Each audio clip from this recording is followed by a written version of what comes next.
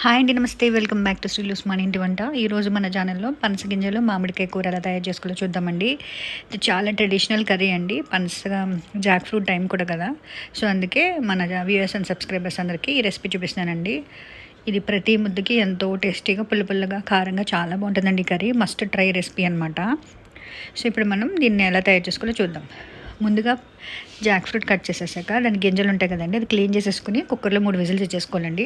తర్వాత 2 ఉల్లిపాయలు, 10 పచ్చిమిరకాయలు, హాఫ్ మామిడికాయ వేసాను నేను ఇక్కడ ముక్కలుగా కోసి. అండ్ పచ్చి జీడిపప్పు ఉంటుందండి, దాన్ని ఒలుచుకుని పెట్టుకున్నాను అనమాట. ఒక 10 పలుకులు. పచ్చిమిరకాయలు ఎక్కువ వేసుకోవాలండి, దానికి టేస్ట్ బాగుంటుంది. సో తర్వాత పనస గింజలు మధ్యలో కట్ చేసేసి అప్పుడు తర్వాత పీల్ చేసుకుంటే ఈజీగా ఉంటుందండి. కానీ కట్ చేసినప్పుడు జాగ్రత్తగా కట్ చేసుకోండి. సో ఇప్పుడు మనం కడాయిలో ఆయిల్ వేసేసుకుని, కొంచెం నూనె ఎక్కువ పడుతుందండి, ట్రెడిషనల్ కర్రీ కదా. ఒక 5 స్పూన్స్ ఆయిల్ వేసేసుకున్నాను. ఆయిల్ కొంచెం వేడెక్కాక ఫస్ట్ మనం పచ్చి జీడిపప్పు ఉంది కదండి, ఇది కూడా పచ్చి జీడిపప్పు సీజన్ ఉంది కదా, సో అందుకే టేస్ట్కి పడితే టేస్ట్ బాగుంటుందని చెప్పేసి 10 పలుకులు వేసాను. సో ఇప్పుడు మనం ఉల్లిపాయ, పచ్చిమిరకాయలు వేసుకుందాం. ఒక 10 వరకు పచ్చిమిరకాయలు వేసుకున్నానండి. మామిడికాయ కూర పచ్చిమిరకాయలతోనే టేస్ట్ బాగుంటుంది అనమాట. సో ఇప్పుడు పచ్చిమిరకాయలు, ఉల్లిపాయలు కొంచెం లైట్గా మగ్గాలండి. అప్పుడు మామిడికాయ ముక్కలు వేసేసుకుందాం అనమాట. 2-3 టైమ్స్ ఇలా మిక్స్ చేసుకున్నాక ఉల్లిపాయ, పచ్చిమిరకాయలు మామిడికాయతో పాటు మగ్గనిచ్చేద్దామండి. సో ఈ 3 బాగా మగ్గాక, ఉల్లిపాయలు, మామిడికాయ మగ్గిపోయాక తర్వాత మనం నెక్స్ట్ ప్రాసెస్ చూద్దాము. సో ఇప్పుడు ఇలాగ మిక్స్ చేసుకుందామండి.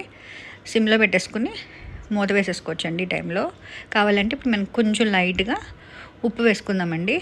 లేదా సరిపడినంత ఉప్పు వేసేసుకున్నా పర్వాలేదు. 3 మగ్గే వరకు మూత పెట్టేసుకోవాలన్నమాట. మామిడికాయ లైట్గా పసుపు కూడా వేసానండి. మామిడికాయ ముక్కలు, ఉల్లిపాయ, పచ్చిమిరకాయలు మగ్గిపోవాలన్నమాట బాగా.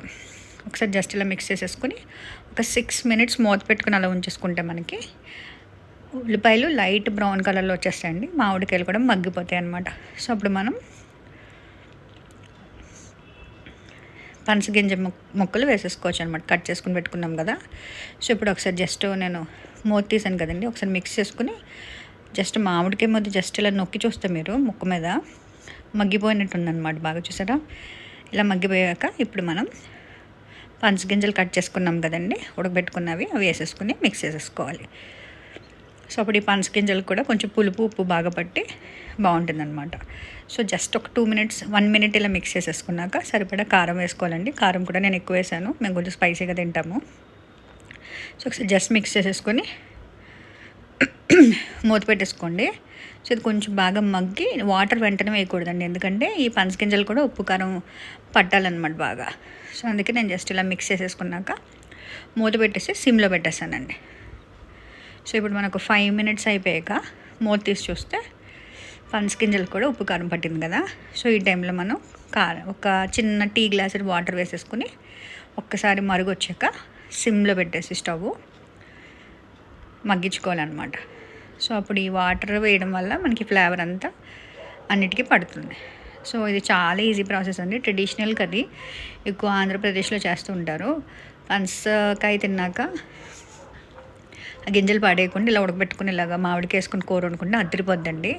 సో నాన్ వెజిటేరియన్ కూడా చేస్తూ ఉంటారు. రొయ్యలతో పాటు కూడా వేసి చేస్తారనమాట. టేస్ట్ బాగుంటుంది. అంటే మామిడికాయ వేసుకుంటే మనకి మంచి టేస్ట్ వస్తుంది అనమాట.